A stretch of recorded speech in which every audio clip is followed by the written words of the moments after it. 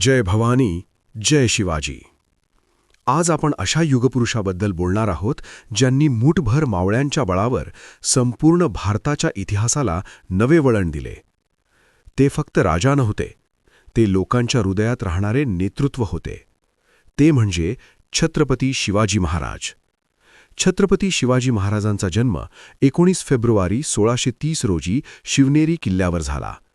त्यांच्या आयुष्यातील खरी शाळा म्हणजे आई जिजाऊ.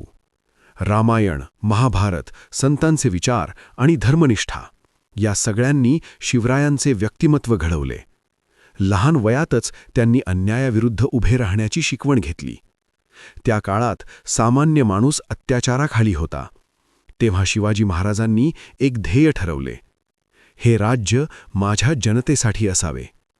स्वराज्य म्हणजे केवळ सत्ता नव्हे, स्वराज्य म्हणजे न्याय, स्वाभिमान आणि सुरक्षितता. महाराजांचे युद्धतंत्र आजही जगभर अभ्यासले जाते. गनिमी कावा, कमी सैन्य पण अचूक नियोजन. तोरणा, राजगड, प्रतापगड, सिंहगड, प्रत्येक किल्ला म्हणजे शौर्याची साक्ष. अफजल खानाचा पराभव हा केवळ युद्ध नव्हते, तो अन्यायाविरुद्धचा विजय होता. शिवाजी महाराज फक्त योद्धे नव्हते, ते उत्कृष्ट प्रशासक होते. अष्टप्रधान मंडळ, न्यायव्यवस्था, महिलांचा सन्मान, धर्मस्वातंत्र्य, त्यांचे राज्य लोककल्याणकारी राज्य होते. महाराजांनी भारतात पहिले सक्षम आरमार उभे केले. समुद्राचे महत्त्व ओळखणारे ते पहिले भारतीय राजा होते. सिंधुदुर्ग, विजयदुर्ग यांसारखे किल्ले त्यांच्या दूरदृष्टीचे उदाहरण आहेत. 1674 साली रायगडावर छत्रपती शिवाजी महाराजांचा राज्याभिषेक झाला. हा केवळ राज्याभिषेक नव्हता, तो भारतीय स्वाभिमानाचा उत्सव होता. महाराज म्हणत, ज्याचे मन स्वच्छ त्याचे राज्य टिकते.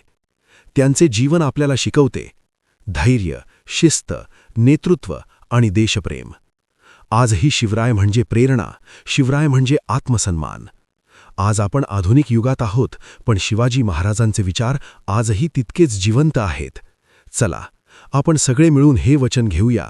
प्रामाणिकपणा, कर्तव्यनिष्ठा आणि राष्ट्रप्रेम हेच आपले शिवरायांना खरे मानवंदन ठरेल. मी माझे भाषण या घोषणेसह संपवतो.